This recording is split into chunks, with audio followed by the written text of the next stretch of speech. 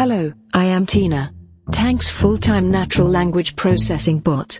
In this episode of the Tank podcast, I will be reading from Peter Lyle's piece Omens. In the piece, Lyle ruminates on the nature and function of prophetic omens as our more rational systems of prediction falter in the face of global instability. When we're fast-tracked to the gutter, what's the harm in looking at the stars?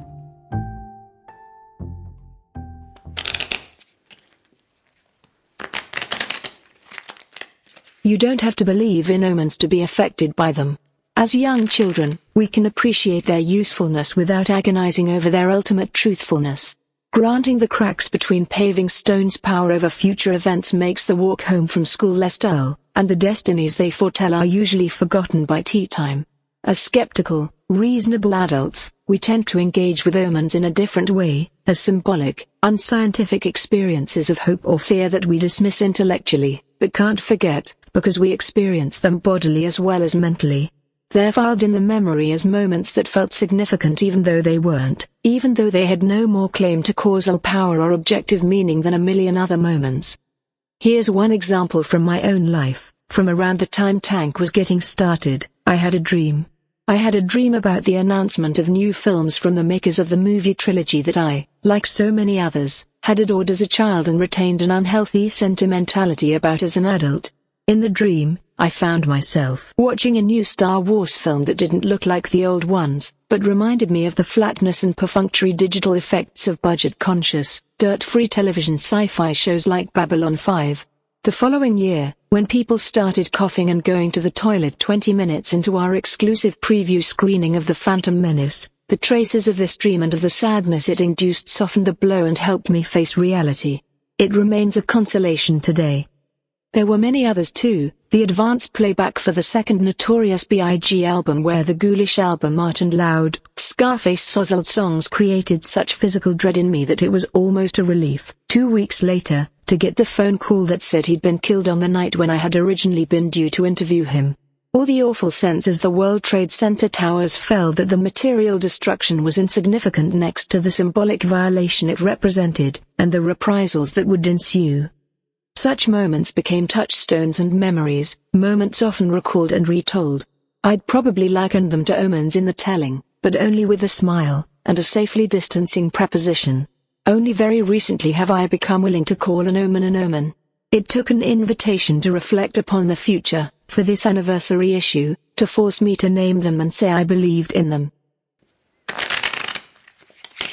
The future isn't a place I try to think about or look forward to visiting. Every brochure seems to promise an impossibly optimistic utopia or an utterly lifeless dystopia.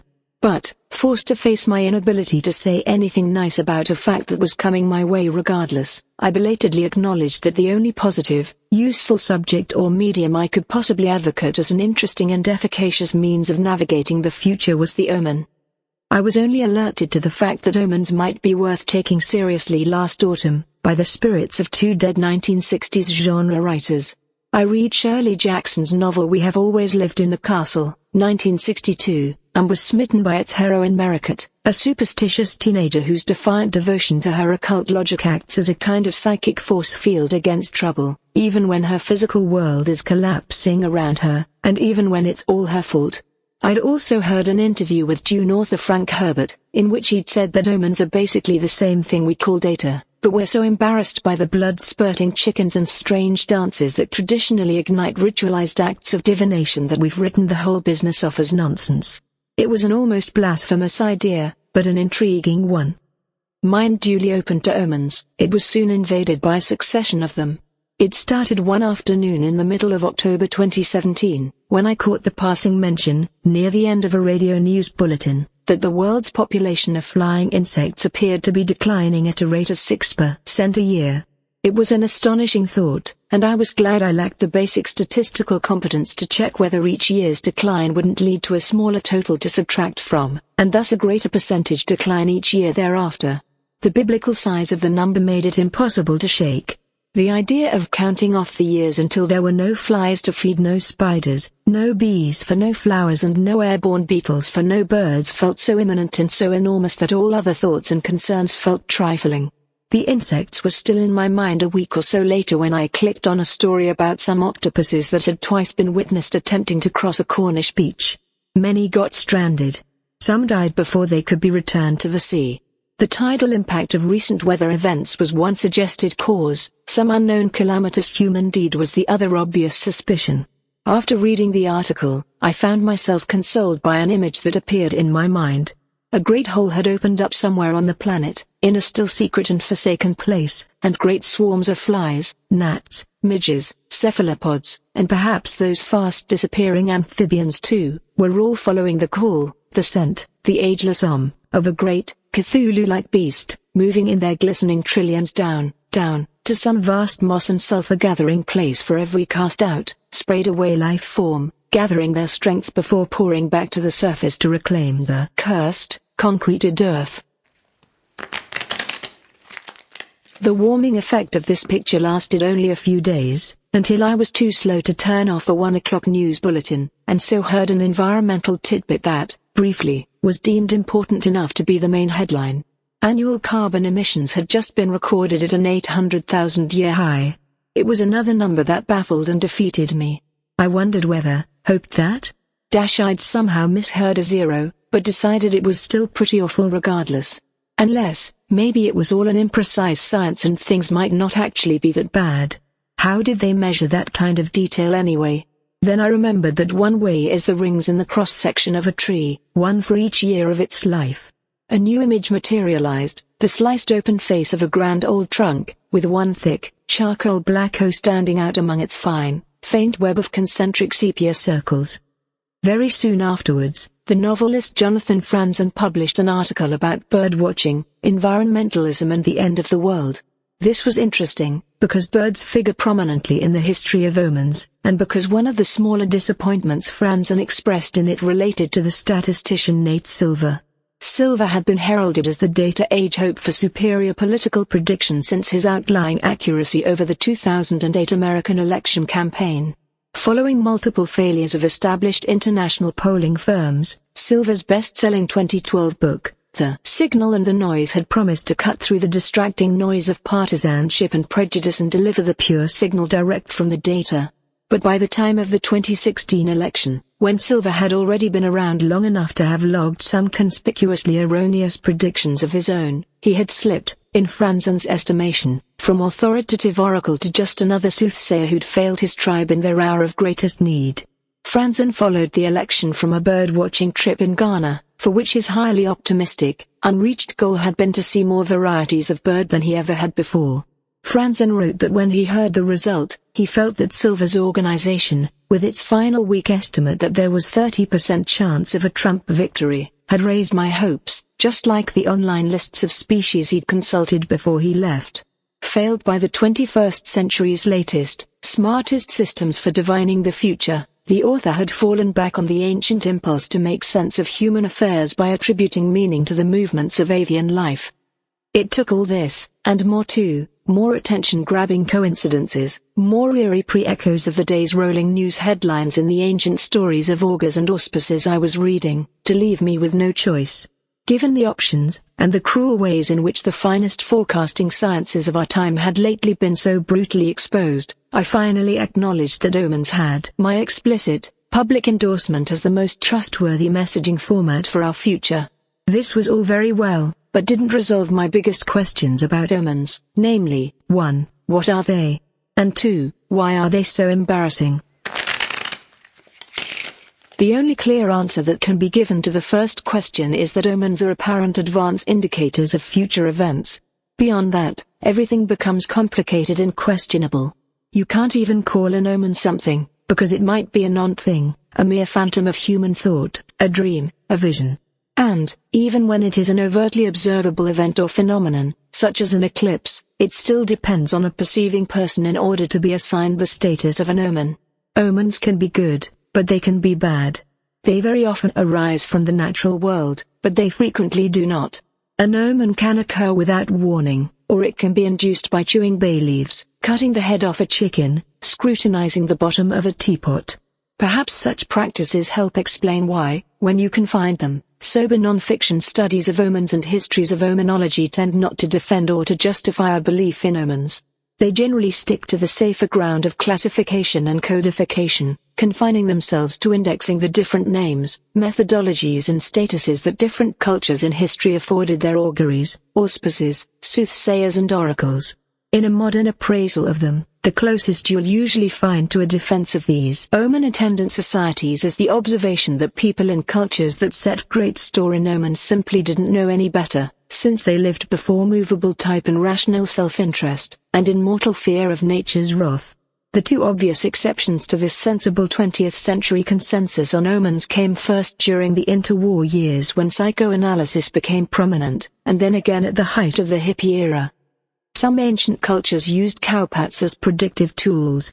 By contrast, Frank Herbert saw horseshit as the focal point of modern Western civilization's embarrassment about and contempt for omens. When the sci-fi novelist said that omens were the same thing as data, his argument was that the ridiculous rituals that primitive people used to tap their store of wisdom about the world alienate us because they're so conspicuously artificial and theatrical. Like the dropping of the lottery balls or the publication of an opinion poll in a respectable newspaper, cowpat and tea leaf reading were really just ways to make communal ceremonies of this unlocking of accumulated information. Like so many 1960s explorers of the exotic and conspicuously other, Herbert's sense that his civilized, first-world culture was hurtling to self-destruction and environmental apocalypse in the name of progress made him open to alternative and more antiquated perspectives. Herbert also shared that era's interest in the unconscious, and his take on omens is essentially the same as that offered up by the inventors of psychoanalysis decades before. Lewis Hyde, in Trickster Makes This World, 1998, one of his books about how ancient cultures can inform and console artists in a modern capitalist world, provides a useful summary of this school of thought. Divination techniques are techniques to catalyze one's unconscious knowledge, says Marie-Louise von Franz in a typical modern formulation. Von Franz was a student of Jung's, and it was Jung who in his famous preface to the I Ching wrote that when we find meaning in synchronous events, the uncanny encounter in a distant city, say, or the three of spades turned up on the 3rd of May, we are getting into the subjective states of the observer or the observers. Freud was less directly concerned with divination, but his understanding of chance was similar. Freud argues that what hides in the unconscious only masquerades as a lucky chance. Seeming mistakes will appear as omens to all those who have hermeneutic courage and understanding. Such accounts of the nature and functions of omens are deeply alluring to the recent convert, not least because it alchemizes the horseshit and shame of superstition into the gold of intellectual fearlessness. Omens abruptly cease to be the last resort of the scared, the susceptible and the stupid, and are instead transformed into a way of acknowledging the partiality of any human perspective, as well as a system for telling us truths about ourselves that we otherwise try to ignore. It is an edifying way of seeing omens and a neat way of arguing for their value, ancient and modern, especially since von Franz, in particular, saw a deep connection between our repression of the collective unconscious and our ultimately suicidal assaults on the natural world. It sounds profoundly sensible, but if we think about those repressed voices, we might still have a route to making sense of the omen's stubborn capacity to embarrass. The grand concepts and ideals of Western philosophy have always worked by defining worthwhile, male, thought against inferior, subhuman others, whether animals, women, children, or non-white people. Aristotle is widely credited with the foundation of philosophy and the scientific method, but he thought women were deformed versions of proper adults, too. To make his argument for the logical coherence of a male mind that deserved to be lord and master of nature, Descartes dismissed women, children and animals as creatures who couldn't escape their embodied nature, and who therefore acted like unthinking machines rather than godlike minds. One of the many paradoxes of this lofty tradition is the way the non-male self is alternately dismissed as chaotic and beastly on the one hand, and mechanical and automated on the other. Hegel contrasted the universal nature of the sovereign male mind with the arbitrary, petty nature of the female. These ideas spring from the same logic that later enabled us to reframe colonial expansionism as the enlightened saving of savages from themselves, and they remain with us in other ways.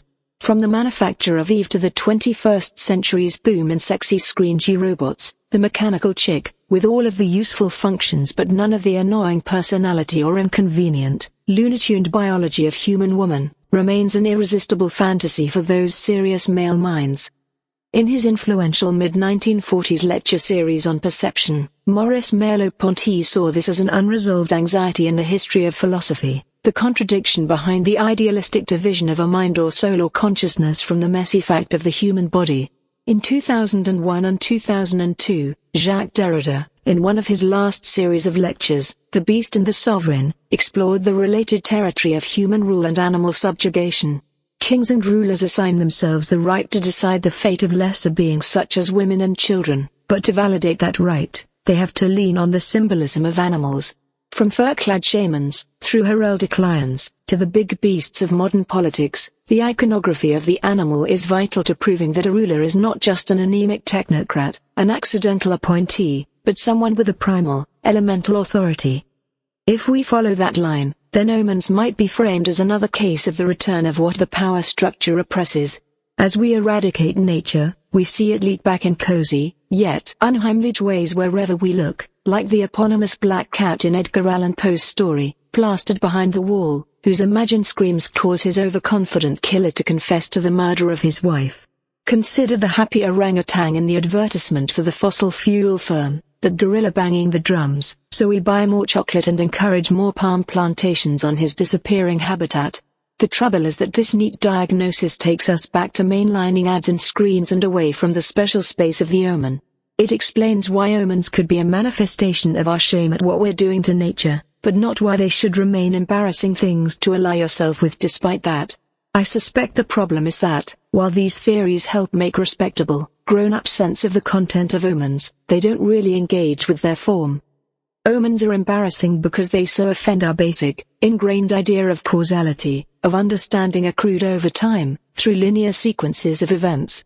In today's world, you can even admire or practice magic, but as long as you make it clear that your heroes are Penn and Teller and Derren Brown, you don't have to worry that anybody's going to think you believe in it. You can have an honorable, critically informed, postmodern appetite for hauntology and the case for ghosts, but that's a long way from believing in them.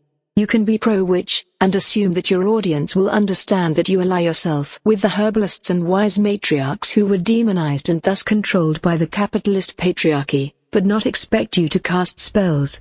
But omens can't be made respectable so easily. They still reek of despair, of schlocky horror movies, tacky Nostradamus paperbacks and unscrupulous carnival hucksters. When J.R.R. Tolkien composed on fairy stories in 1939, a celebrated non-fiction defense of the form, he said fairy stories had become relegated to children's bedtimes precisely because we didn't credit children with being proper people. That was helpful to adults, who were embarrassed by fairy stories because they no longer listened well enough to know that the natural world could speak to them, and because they'd lost the ability to take magic as magic, without seeking scientifically plausible explanations. In a famous 1970s essay, and again in a chapter of his 2015 book Theory of the Lyric, the critic Jonathan Culler has shown how the rhetorical technique of apostrophe, in which things clearly absent, dumb, objects, nature, animals, or dead, are addressed as though present and sentient, has been written out of the history of romantic poetry, despite being a defining feature of the lyric form and its resistance to narrative. This, he argued, is because it is embarrassing. It credits things usually denied subjecthood with equality and autonomy in relation to the human master. It grants the juvenile, the feminine, the bestial and the unspeaking parity with the adult, male, white, mind. It blurs the divisions between them as discrete selves. Its brazenly fictional insistence on the presence of the absent, the force of the past and future in the present is both the source of its power and the root of its shameful absurdity. I studied English at university, but I don't know that I got over my embarrassment at certain kinds of poetry until after I left. I'm not even certain I am over it now. Though the heightened language and the unapologetic absurdities of old lyric poetry were one reason, I found contemporary free more uncomfortable still, unable to decide if it was a magic I didn't understand, or a pretentious establishment bluff. During a recent interview, American poet Jory Graham illuminated that shame. She explained that she writes her free verse by following one thought or sound to the next, by letting different voices have conversations in her head. Explaining her interest in fusing the voices of human, animal and machine in her work, Graham contended that our ability to imagine a far future is tied to our capacity to imagine a deep past. She added that we're getting progressively worse at that, because our technology and our accelerated lifestyles encourage us to limit our use of memory to the immediate present. One remedy, according to Graham, is not more information but more imagination. Graham's thesis is that, as a product of body and mind, the imagination can take you to places that the conceptual intellect cannot. When scientists implore us to change our consumer ways to prevent environmental disaster, they're appealing to our thinking minds, not our whole selves. When they do that, the scale and timescale of it all is too daunting to engage with, even for the sake of our own descendants, let alone strangers 10 generations forward. In contrast, in Graham's account, embodied imagination allows you to imagine the physical presence of future people whose nature you don't know. If you can summon these strangers into presence, and I actually probably mean that in a spiritual sense, you might change the way you use the planet.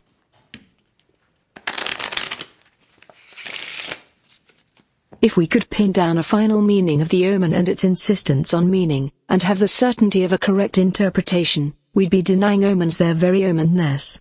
Better to think of omens as a form of cognitive assonance, a harmonic synchronicity between two causally unconnected things. The only thing on which poets of all kinds seem to agree is that poetry and omen watching both involve a kind of looking. In William Blake's Auguries of Innocence, seeing omens is synonymous with paying attention to the world around you, and over-clever people are criticized for ignoring the evidence of their eyes when it contradicts the fixed ideas in their minds. When reporters tell the novelist Don DeLillo that his pre-9/11 interest in the symbolic power of the Twin Towers was prophetic, he likes to bashfully reply, "I just saw them." Over the past 15 years or so, I've fallen out with most of the grown-up systems of signification that I once would have thought of as the trappings of my self-image as a reasonable, educated, modern person and journalist, the news media, social media, the marquee movie hype machine, the worlds of professional politics and the hashtag moralities of my tribe. I made several attempts to bore the reader with an account of this decline, several attempts to justify my new allegiance to the anti-narrative, irrational moment of the omen by telling a story about how I got there, but finally abandoned them. What saved us both from that fate was a timely rereading of Edgar Allan Poe's The Fall of the House of Usher, whose narrator is so keen to assure his readers that he is sane, rational and skeptical, just like them, that he vociferously ridicules the idea of superstition, but then concedes that when one is in a state of fear, becoming aware of one's superstitious behavior only makes one more prone to it. As if to prove the point, by the end, the narrator's dogged rationalism has seen him entomb a woman alive and bring down a grand old house by telling a harmlessly trashy fantasy story. Somewhere between this loss of faith in established circuits of adult communication and my formal acceptance of omens into my life late last year, I went through an intermediate phase during which I would see or overhear something supposedly insignificant, a muttered aside, a purported piece of wit, and be struck in an almost bodily way. Such moments would generate a feeling of foreboding that reverberated long afterwards, because I felt them more than I thought them, which meant they left plenty of room for rumination. Because I knew it would be absurd to hold them in any way causally responsible for the events that they foreshadowed, it made more sense to regard them as symptoms of things that had yet to happen. This meant that when the unthinkable thing did finally happen, I would be less surprised and sore than my better informed, more civically responsible friends. One odd little moment had somehow already convinced me that an absurdly unlikely outcome was, in fact, fated to be our future. That meant that, often, phantom menace-like, I would have worked through my own shock at the eventual outcome. Despair and anxiety had already begun to reframe the defeat to come as an opportunity, something to be faced with hope and resilience. It helped, too, that the end of the non-human world now seemed to me such a real and tangible fact, that things my tribe were heartbroken about no longer seemed like matters of life or death to me. I couldn't see that a different outcome in a plebiscite or in a presidential race would have made so much difference, in the scheme of things, for the non-human population of the fracking planet. The ocean was due to have more plastic than fish in a few decades. Modern methods meant that the fertility of the world's soil was expected by the UN to expire within a similar time frame. Nobody would dare champion the growth and regeneration of the environment over that of the shareholder servicing economy. Nobody was willing to countenance the thought that their rational championing of the environment, more house building and free movement of labor for the further enrichment of shareholders, by plane, boat and car, might be slightly contradictory values. Nobody was interested in taking responsibility for our collective crimes, when they could angrily point at somebody else. When the then Prime Minister David Cameron announced the formal commencement of campaigning for the UK's EU membership referendum in April 2016, a friend of mine, a tolerant vegan, an educated lawyer, sent an email to friends where he more or less said that anyone who votes out is either corrupt or stupid, and all are racist. I felt a shiver of new possibilities to come and, in fear, I quickly replied to tell him that I hoped he could do better than that, for all our sakes. Having dared to imagine the possibility of a defeat, I found my eyes open to things and perspectives I'd stubbornly shut out before on grounds of ideological incompatibility, and I kept looking. I was reminded of this during a recent radio interview with Lionel Barber, editor of the Financial Times. That title is a rare thing in today's diminished newspaper publishing world. It continues to employ actual paid reporters, who actually go to the places about which they write, to limit the space it allocates to strident opinionizing, and to retain a readership willing to pay for those qualities. Challenged on the FT's failure to fully predict either the 2008 global crash or the outcome of the 2016 UK referendum on EU membership, Barber insisted that his writers had warned of the financial crash from the portents that preceded it. But, he went on, if we're honest about ourselves, did we spot that the British people would vote for Brexit? Probably not.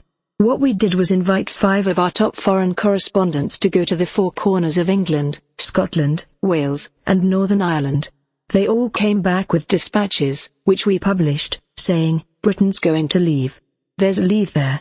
What we should have done is incorporate that into our coverage. We looked at it too clearly through an economic, rational lens.